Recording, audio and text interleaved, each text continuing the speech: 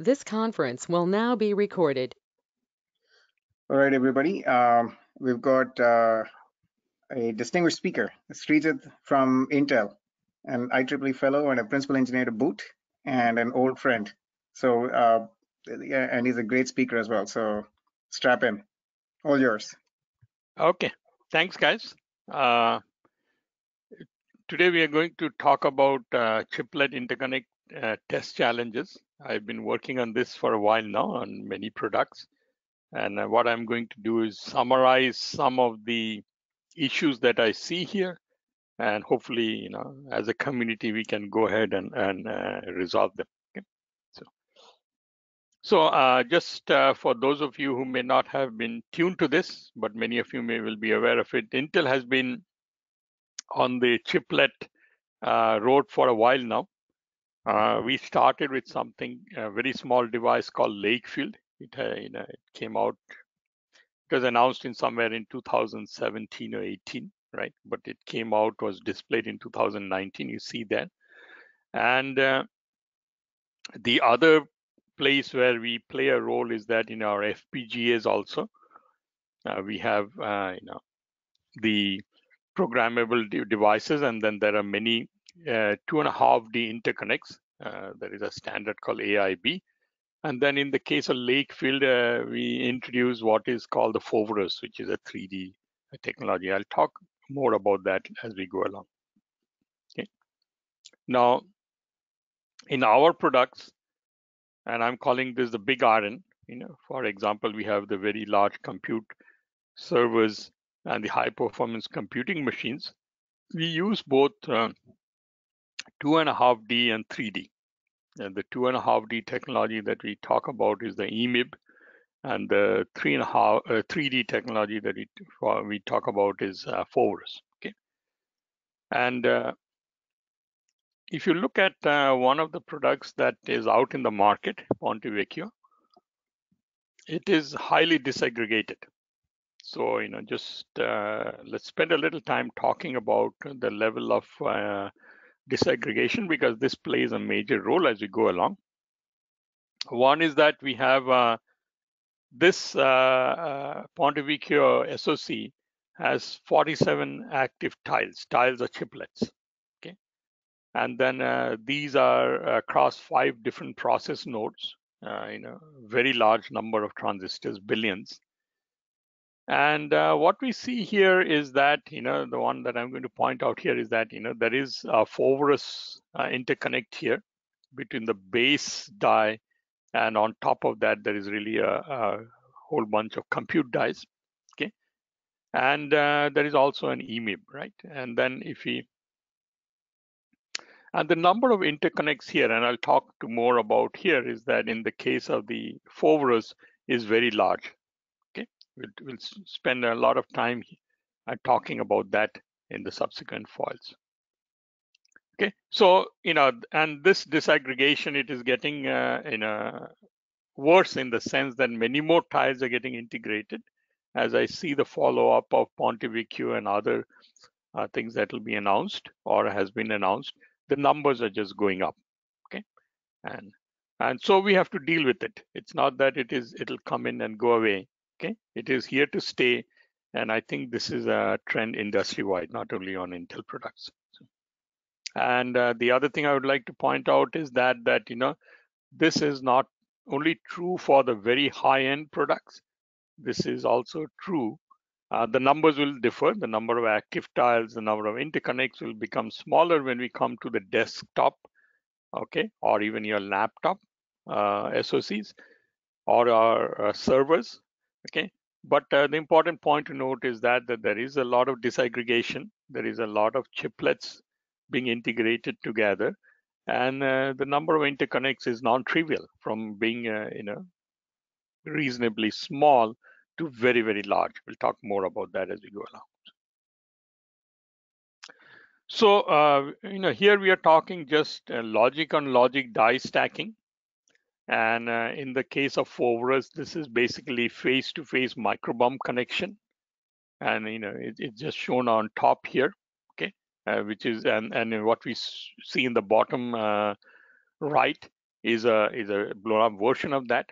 Okay, so these are the parts where we, one is getting this thing one on top of the other. Okay, and you see a whole lot of them. Okay, where the top level metal layers of two dies are exposed and they are interconnected using a solder mount. So if you look at what we see on the left hand side, okay, you can model this as this interconnect as going between two die. I'm calling this the bottom die and the top die. Okay, and there is a micro bump in between.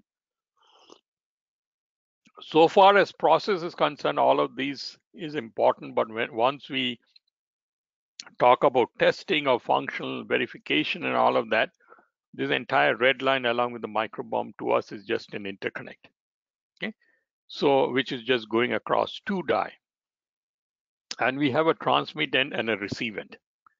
Okay, and signals go all the kinds of signals that I have products that I worked on. We have signals going in two different directions, from the transmit end to the receive end and vice versa. Okay. Now the other thing that is also very important is that how is this trending, right? We initially started with 50 micron pitch. Okay, we are way past that, and we are marching to 10 micron and below. Okay, so the density is becoming very, very high. Okay, which brings in its additional complications. And then the IO density also is getting higher. I mean, it's an artifact that the pitch is getting smaller. So every time we have an opportunity, we pack in more. And so the number of IOs that are going, that are being packed together at what they call the shoreline or the edge of the die is also becoming very, very large. Okay? So the density is, as shown there, 400 to, start with 400, marching towards 10,000. Okay? So, hey, Srijit, yeah. This is DJ. I have a quick question on the previous slide. So this is just for my education. Would this be classified as a 3D stacking? What industry uses as a term, especially what you show as a top die, bottom die, and then a vertical connection. So this is an example of a 3D stacking point, which here with 4 rows. By definition would be considered 3D stacking. Is that correct understanding? Yeah, that's correct. Okay. Okay. And do you anticipate, Srijit, so obviously, this requires a lot of coordination across various providers of chiplets for 3D stacking to work. So over a period of time, do you anticipate 3D stacking to become standard, or do you think that for now industry will work on 2.5D standardization, and then 3D is going to remain in the domain of one vendor trying to develop the solution and coordinate with everybody else?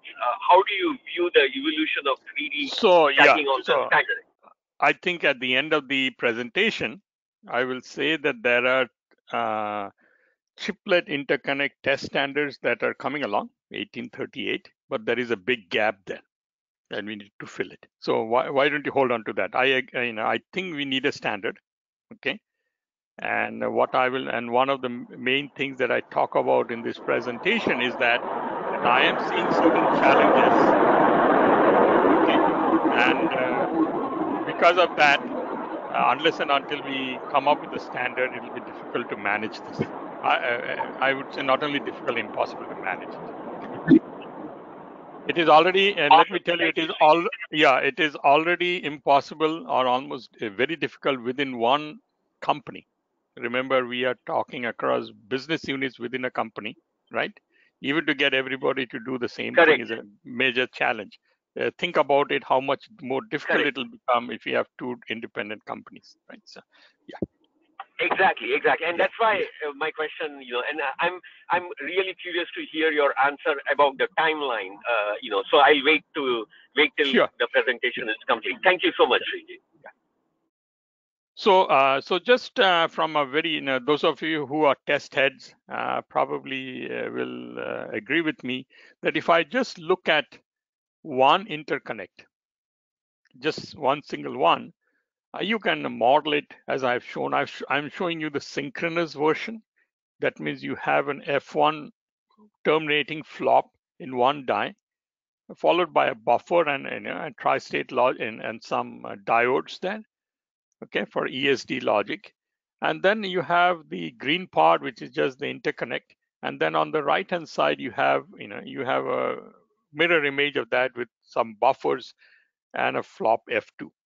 So if I just look at this one interconnect, what we are really talking about is testing the path from F1 to F2. Everything to the left of F1 and everything to the right of F2 are contained within a die, and there will be different methods, scan methods, LBIS methods, whatever you have to test that path. What we are talking about is testing the path from F1 all the way to F2 and ensuring that that interconnect works correctly. Okay, so that is really the test problem.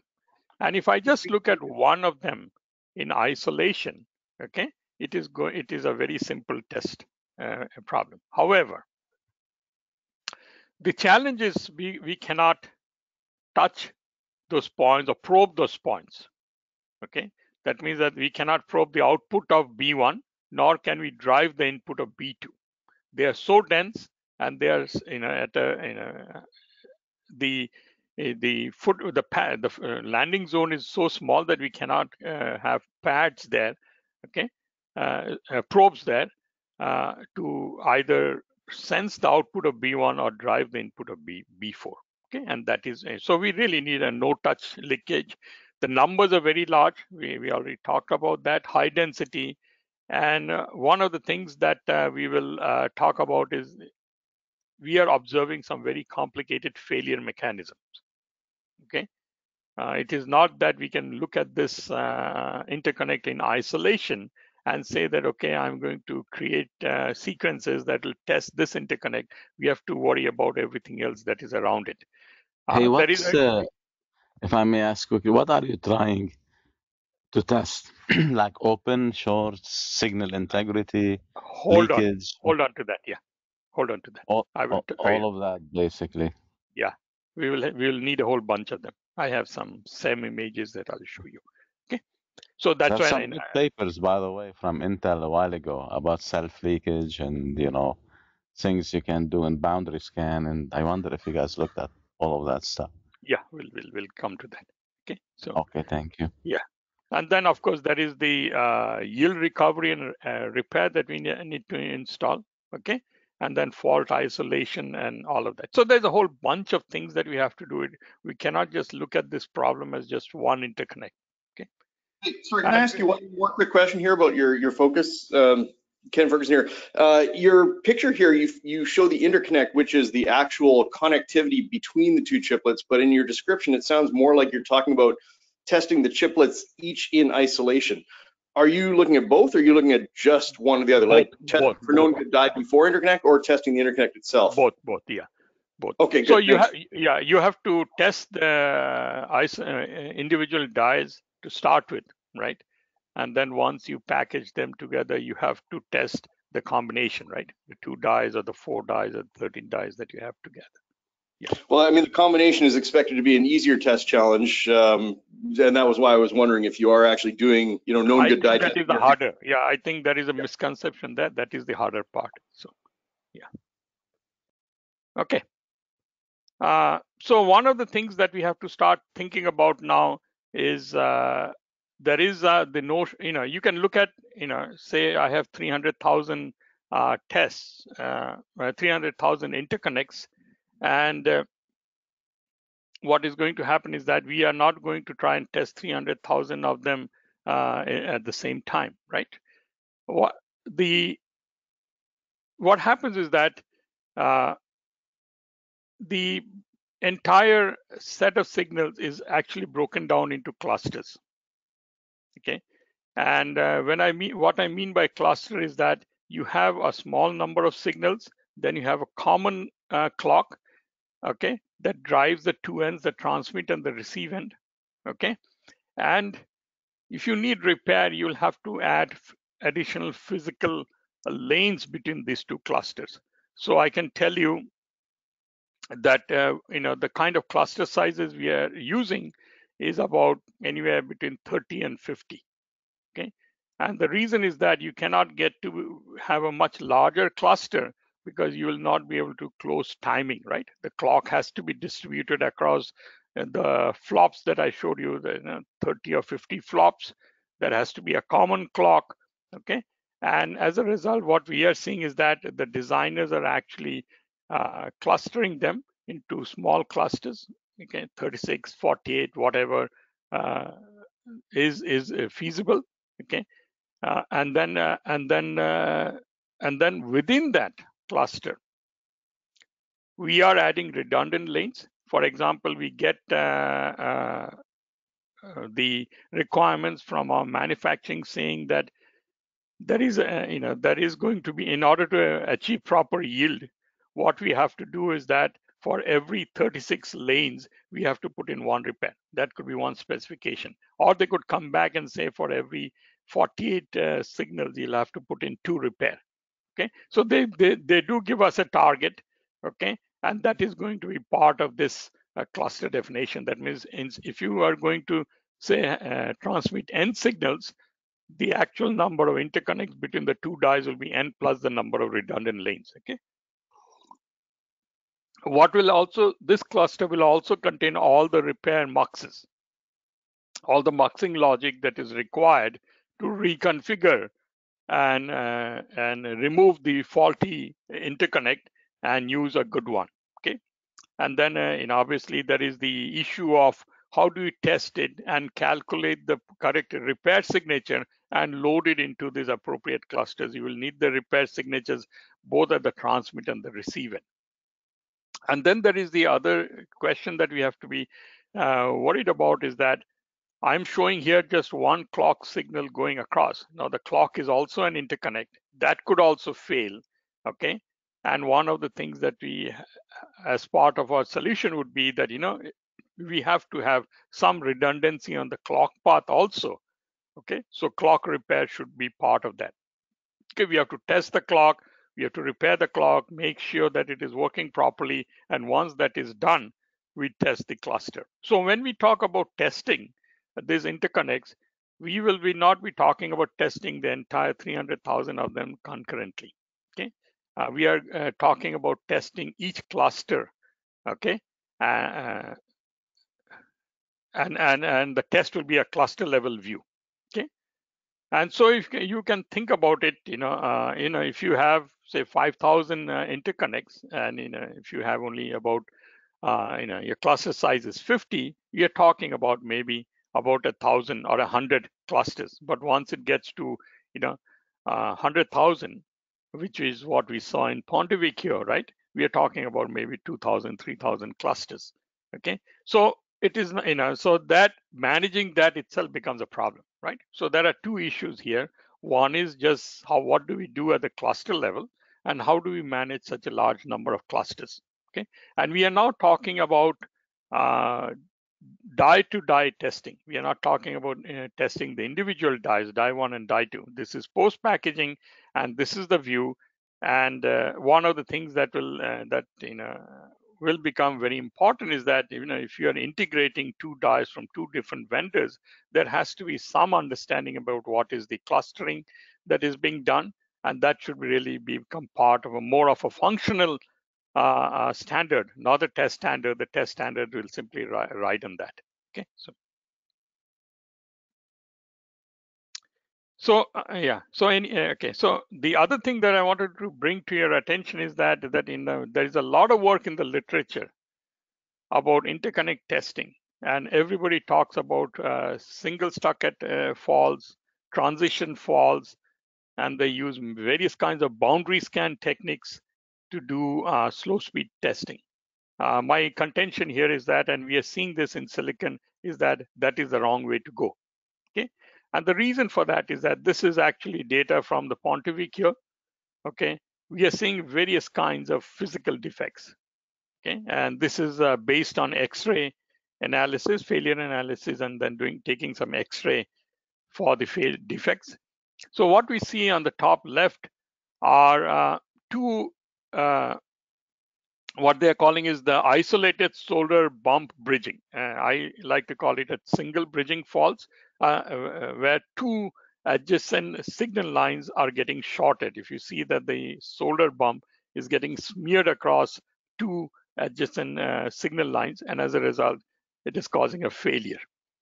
What you see in the bottom, on the bottom left, is that we also see what they are calling, what is termed here as massive solder bump bridging. That means more than two signal lines are getting shorted. So I'll give you some statistics on the distribution of these. So that is one kind where the adjacent lines are getting shorted. Then if you see the top right, in the top right, what we see is that the solder bump has not been properly formed. Okay, this is the contact has not been formed, so this is more like an open. Okay, that means and it is constrained to just one node. Okay, one signal, and then there is the other one which is shown here in the bottom on the right side, complete misalignment. So this will be a catastrophic failure. This can be very easily picked up. Okay, it contributes to yield loss. Okay, but it is also something that, and it is usually sometimes happens because there is the assembly process not been set up properly. Okay, now if you look at, so these are the ones that you can actually see in X-ray. You can take an X-ray plot. Now the part that is not cannot be picked up in X-ray, but also causes failure, is what I'm referring to here as coupling. Okay, so this is for one of our actual products. What we did was that we took made a cluster of size 20, and essentially wanted to understand what is the coupling effect in SPICE. So from an actual layout, we extracted the SPICE models and ran this simulation. And what we did was that we basically toggled one lane, okay, as is shown on the top of the figure, and tried to understand what is going to be the coupling effect on each of the other signal lines. And the important thing, and this does not, this is should be quite obvious, that the ones that are physically close are pretty and have a large coupling effect, and as we move further away physically, the coupling impact reduces. The bad news is that this noise is pretty large, okay? And when we talk to our designers, and the more important thing out here is that it is cumulative. That means the coupling effect from individual sources could just add up. Okay, so one of the things that we designed our test for is to go after this kind of defects. Okay, we have to be able to generate test stimuli that will actually pick up failures due to all these phenomena. Okay. Hey, Srijit. Yeah. So in the previous picture, is it reasonable to say that these are defects introduced exclusively during assembly, that these individual die are just great? It's literally an assembly failure. The top ones that we see, the pictures that we see, it is an assembly issue, right?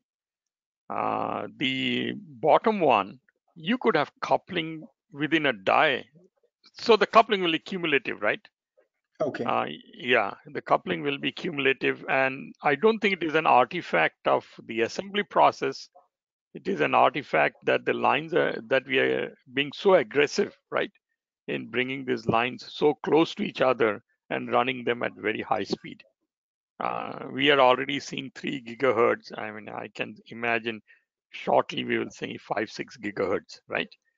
That is the speed at which some of these signals are running. Not all of them run at that speed.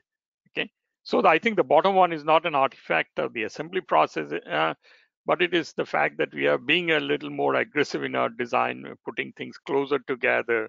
Okay, and then of course the process starts comes into play also, right? So yeah. But that bottom one would constitute more of a characterization or qualification problem, not a manufacturing issue. It's not something you're going to try to screen for in manufacturing typically, right? It's something you're going to try to study and make sure your device doesn't have coupling issues as part of your characterization program. Yeah, so I partly agree with you.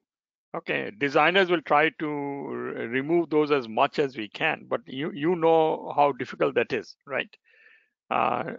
Starting from the models, okay, to modeling all the process corners. So what is going to happen? There will be some leftovers, and anything that is left over it becomes the the responsibility of the test heads to make sure that they don't leak out into the field, right? So we will have to account for that. Okay, we'll have to account for that. Now, what you designer might do a very good job, and what might happen is that the fallout because of this phenomena might be less. Okay, and consequently the yield impact will be less. And if they don't do a good job, the yield impact will be higher. But I don't think you can completely, the designer can completely eliminate this. Okay, and this is not only true for this kind of testing. For any other test that we even do on a single die, that is also the case, right? So there will be leftovers, and there always are.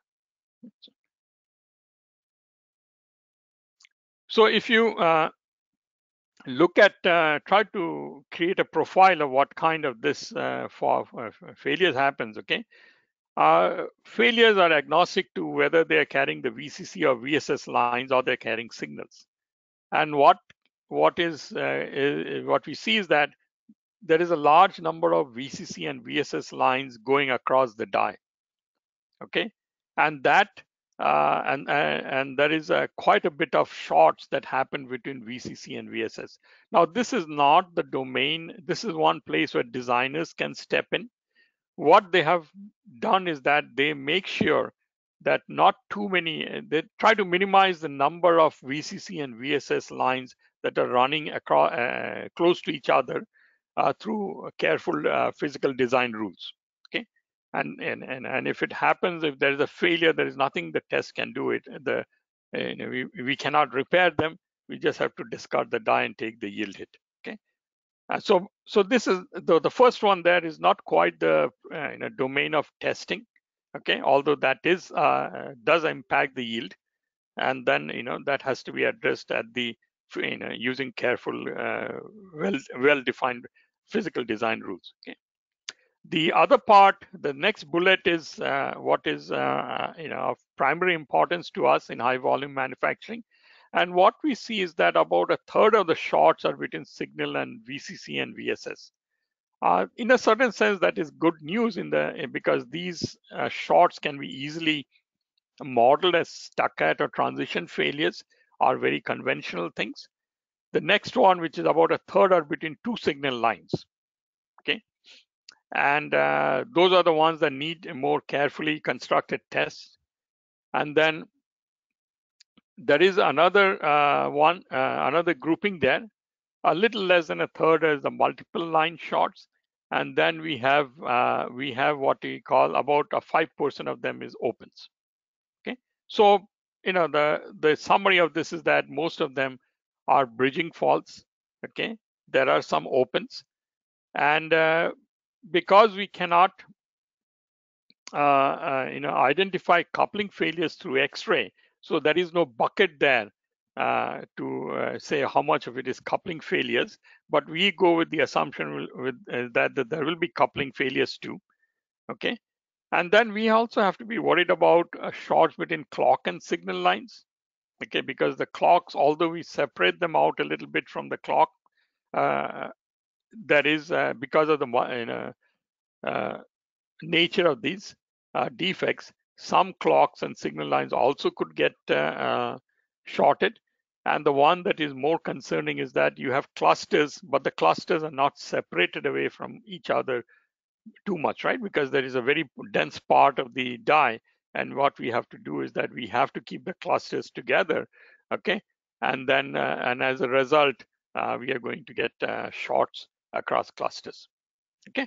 So this is really the defect profile.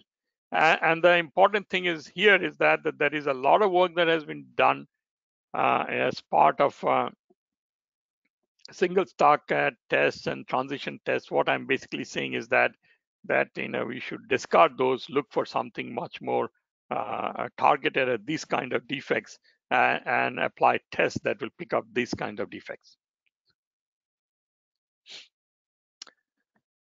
Now let's see what is happening going further down.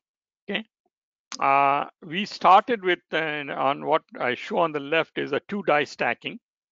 Okay, obviously what is going to happen is that this is evolving into 3-die stacking or multi-die stacking, and there's nothing to prevent from doing 4, 5, 6 conceptually. Of course, there are difficulties in actually implementing them.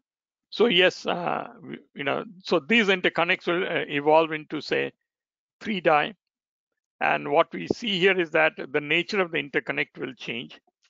Okay, so what we see here is that from the left-hand side, where we just had a microbump, one scenario, and this is not the only way to do it, I'm just giving you an example, is that you could have a bottom die 1, then you have a die 2 and a die 3, and you need a signal going from die 1 to die 3.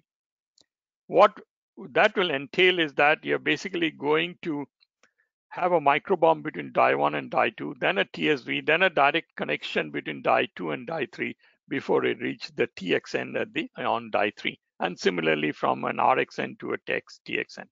Okay. Now, what is going to be the impact of this? What we saw in the last few foils was that the kind of defects that we have to encounter only when the microbump is there. Now we have to worry about what could happen if there is a direct connection and a TSV as part of the interconnect. Okay, and a lot of things become very interesting out here from a manufacturing point of view. If you look at the left-hand side of the figure, you have 2 dies. I could test the top die and the bottom die individually. You will get a partial test of the interconnect in both cases. And once you put them together, you can test the entire interconnect, and at that point do repair if needed. Okay, you have to wait for repair to be done once you have packaged the die. Okay? That's one thing. In this case, what happens that the manufacturing process will first, depending on how you go about it, potentially could just stack die 2 and die 3. And what we notice is that there is only a partial interconnect.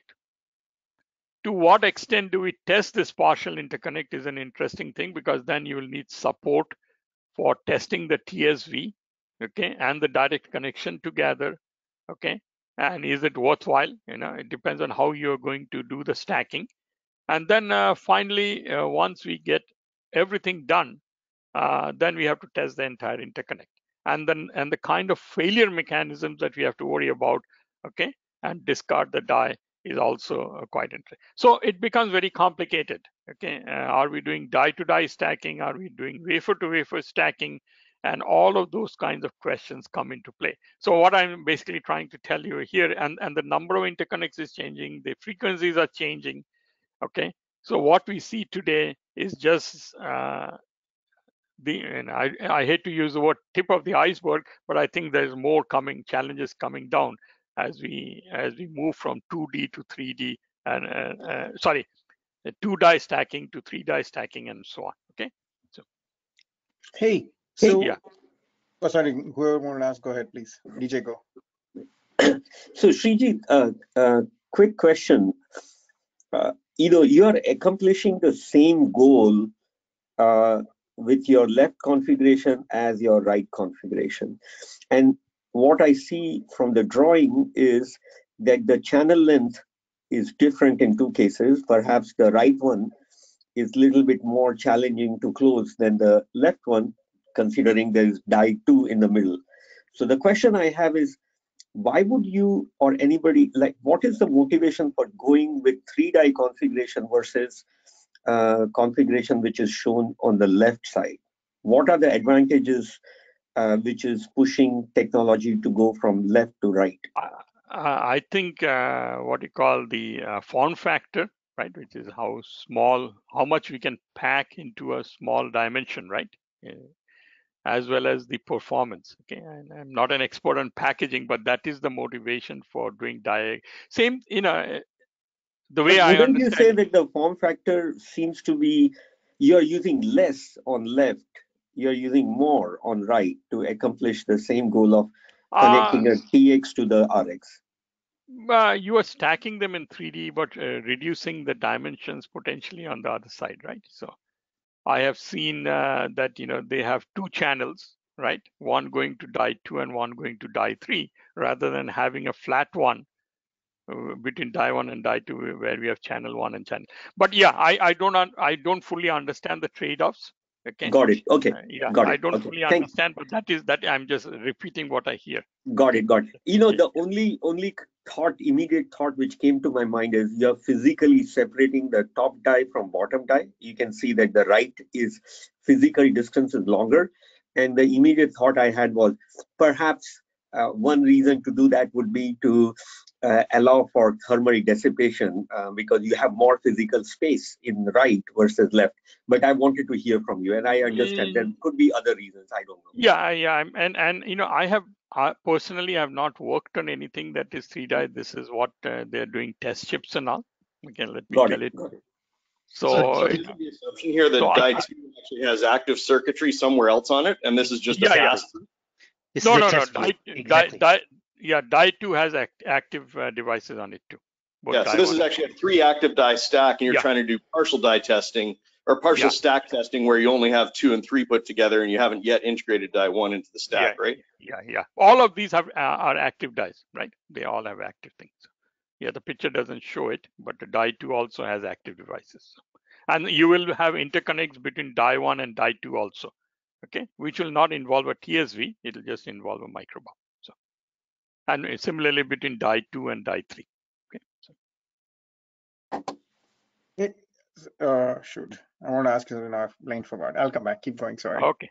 Oh yeah, I remember. So the thing that we're told about is heat and how operating in the field actually changes the nature of the channel and things like that. Is that I'm sure you guys have thought about that. Is that something you can sort of summarize, or what the net effect of all this is? In the sense that the failure effect, reliability will be a question. Is that what? Yeah, roughly that the nature you get failures as the device operates just from the heat and. Yeah, so let me tell you that way. I wish I had that answer. I asked that question, and once you don't hear back from them, it's people. It's a secret sauce that people don't want to talk about, right? So, I see. Okay. So I don't know. To be honest with you, I don't have the answer. I did ask them because I was curious myself. The reason is that I'm also interested in infield testing, and I just want to ask them is that if there is a higher probability of failure, should we put in mechanisms to repair these things in the field? Okay, that was my motivation, but I did not get an answer. But if I want to guess it, yes, this will be worse than other things. But is it worse enough that it is breaking the product or the cost effectiveness of this? I don't know that. That's really the $1 million question. Okay, I think I spoke to this foil. We can skip that. So one of the things that we are doing, and I'm advocating, and we are doing it internally, is having a very aggressive kind of test for ourselves that we are generating. It doesn't matter how you do it, but the nature of the test should be that you have to make every line a victim line, okay, and put in aggressors and make every other line an aggressor and step through them, okay. So for example, in the first phase, we are making lane 1 the victim lane, which is toggling in one direction, and the other lanes are toggling in an opposite direction, okay. And then hopefully all the coupling, all the bridging faults between lane 1 and any other lane will basically be picked up because of this, okay. And then we go to lane 2, then we go to lane thing, and so on, okay. So that's basically what. Now, So now let's look at something else. Okay, I'm not going to get into more detail as to how you do this. I think it's better to step back and look at it at higher level. We need a lot of features, and we have to support many different kinds of features, right? The clocking could be single versus double. That changes how we do the DFT. We have to have cluster level repair, whether it is 1 per cluster, 2 per cluster. The other thing that is important is that I mentioned that we are dealing with so many clusters.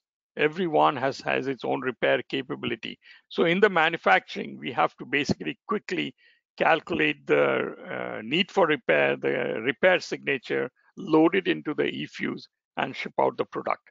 And managing such a large number of clusters is by itself a nightmare. Okay, so one of the ways to help that is you have the DFT hardware basically calculate the repair signature, which is very analogous to what we've done for memory tests and repair.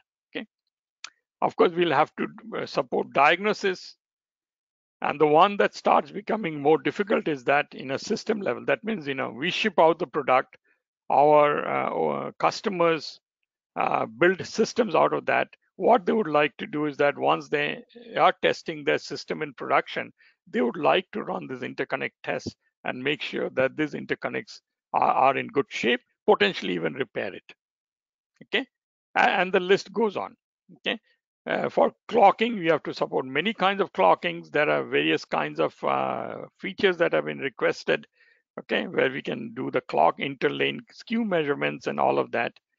And then there is the thing called infill test and repair. Obviously these will age and then will start failing. And for reasons of availability and increasing the lifetime of the product, we should be able to test and repair these. So the list goes on. Okay, so it is done. We should not look at this as a simple go no go test. Okay, and none of these can be solved by the known good die problem, right? Remember, everything, all of these really have to be solved post packaging. Okay, so sorry, just a quick question. So about you mentioned a couple of times about the repairing in a package level. So are you talking about the rework? Like, for example, if one of the chiplet has a problem to do the rework, what exactly you mean by repair here? It's not clear to me. let me come to, okay, so let's look at this. Okay, so what is going to happen is that, I'm just throwing the number 300,000 signals. So you will have, it's like 5-10,000 clusters, right? Spread all across the die. And each cluster, for the sake of this discussion, assume has 48 signals. It's transferring 48 signals from one die to the other. What we do is that we want to repair, if any of this interconnect between die 1 and die 2 fails, okay, we would like to repair it. So in order to be able to repair it, what we do is that we put in redundant lanes, redundant physical interconnects. Okay, so instead of 48 interconnects going between die 1 and die 2, we will put in, say, 50. At any given time, we will use only 48 out of the 50.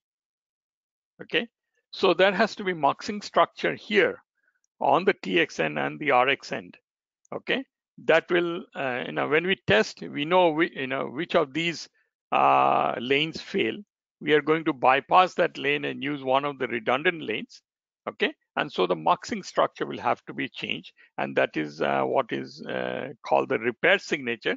The repair signature basically configures the muxes that are there inside each of the clusters. So we are talking about a repair at the very lowest level of the interconnect. It has got nothing to die 1 not being good or die 2 not being good.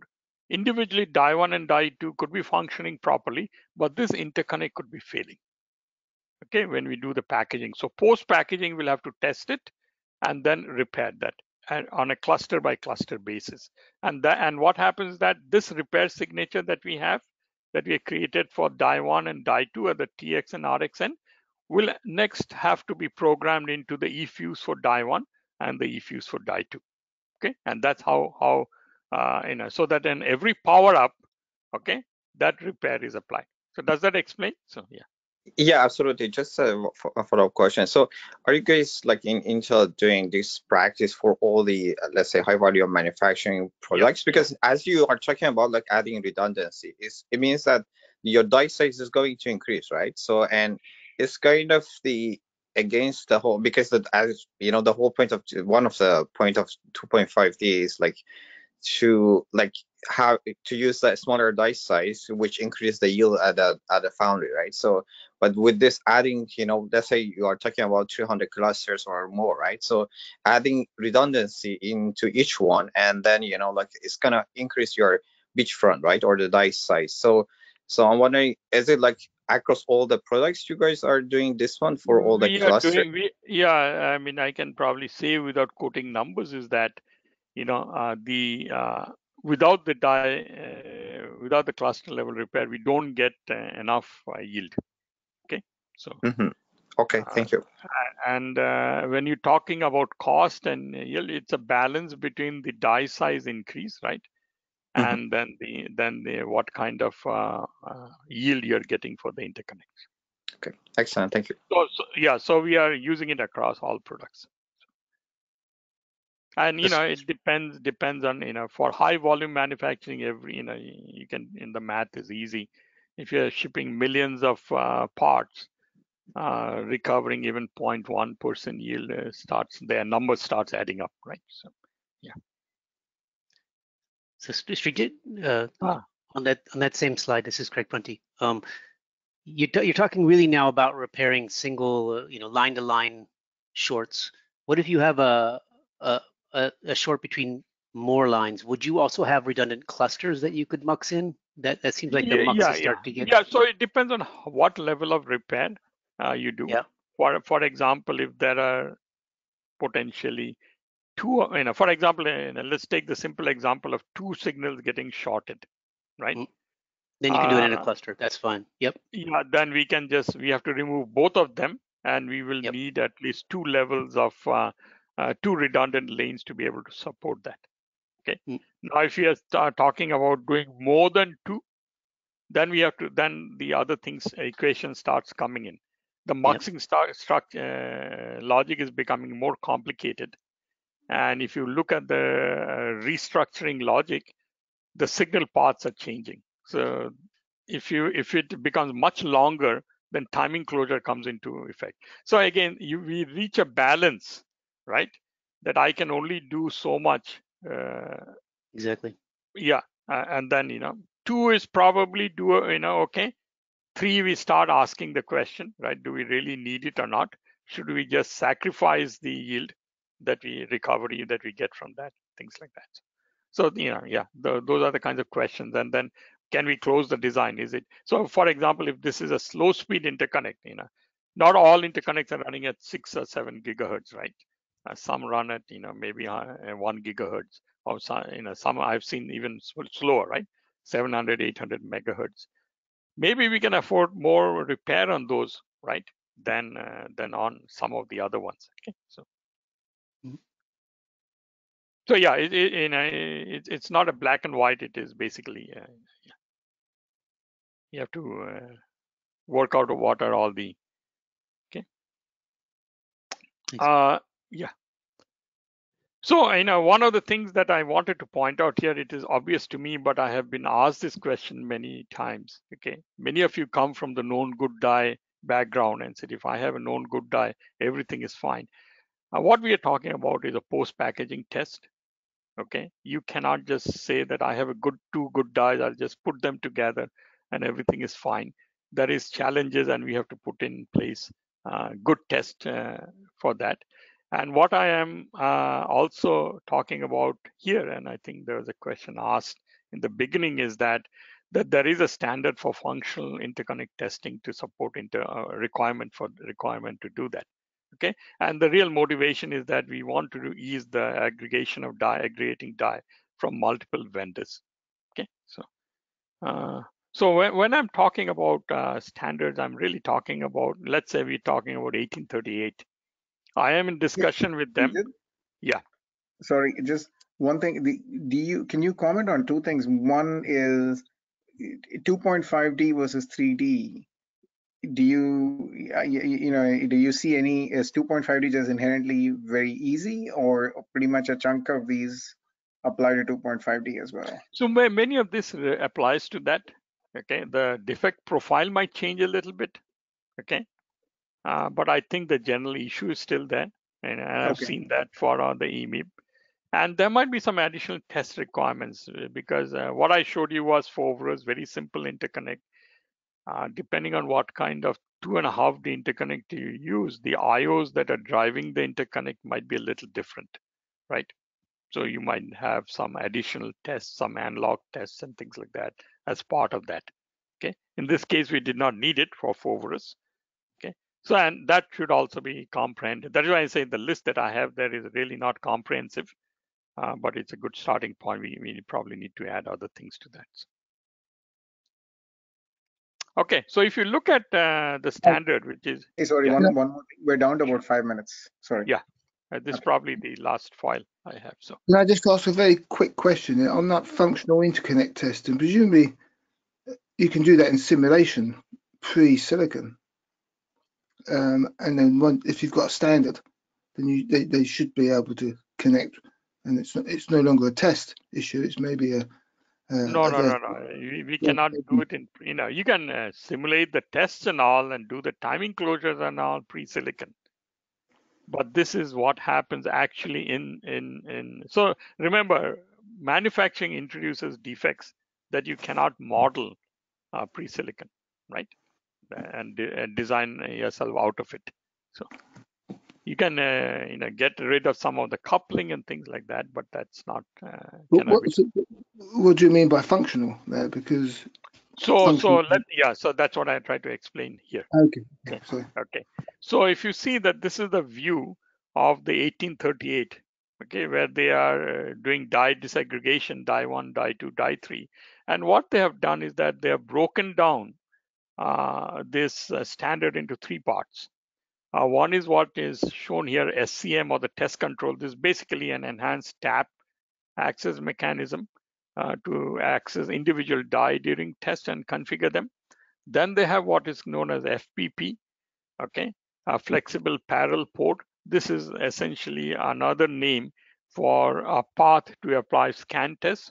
So, and then there is a third part which they are referring to as functional interconnect. So you see the DWRs, the functional interconnects between die 1, die 2 through the DWRs. So that is the part I'm referring to as the functional interconnect, okay? And then they have a little bit of language on that as to how that is going to be tested. That interconnect is what I'm calling the functional interconnect, okay? And this is a terminology I'm borrowing from the 1838 standard, okay? I think there is a big gap in that functional interconnect thing, and we will have to go back and fix that, okay? And I'm using some of the information that we have, okay? So that is all I had for today, and I hope I think I just have a yeah. I just have a quick question about this non-good die. So, like can you share your idea about, like, for example, typically when we go with the 50 micrometer microbond pitch or less, right? So, using the probing is much difficult, as you mentioned at the early of your presentation.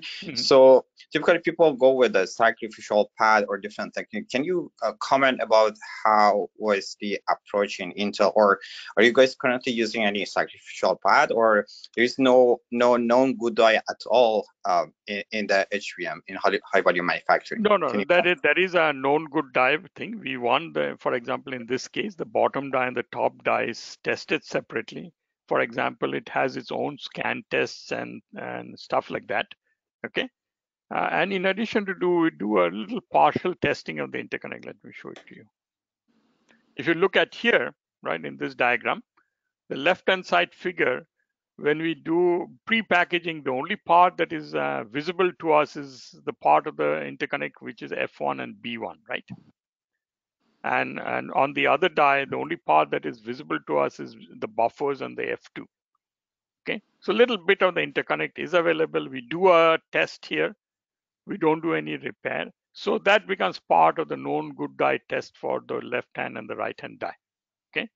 What I'm talking about is that once you assemble it, okay, you need, even if each of those individual dies are good, because the interconnect is now so complicated, okay, we need all the kind of tests that I'm talking about.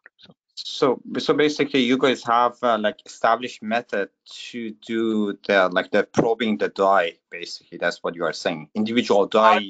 This is mostly no touch. Okay, we have our own DFT. There is a little bit of probing and sacrificial bomb that you're talking about. Okay, because we have to apply some tests. Okay, and we need some access. Okay, so there is some probing sacrificial thing bombs there. So okay, if we want to get more information, would we be able to get in touch with you separately or not about this probing? I'm not so sure we can disclose that, the details of that, right? So even if you get in touch with me, I mean, once I was want to, ask you whether you could come back and do a talk on these known good, at least the general principles, whether you have a standing talk somewhere. Yeah, I think it's very good idea if you can do that, but because one of the challenges I can speak at a very high level, I cannot get into the details how the probing is done, but it may not take a whole hour. It probably will take much less than that. So. Yeah, okay, but the summary is just you guys are using the touchless technique somehow.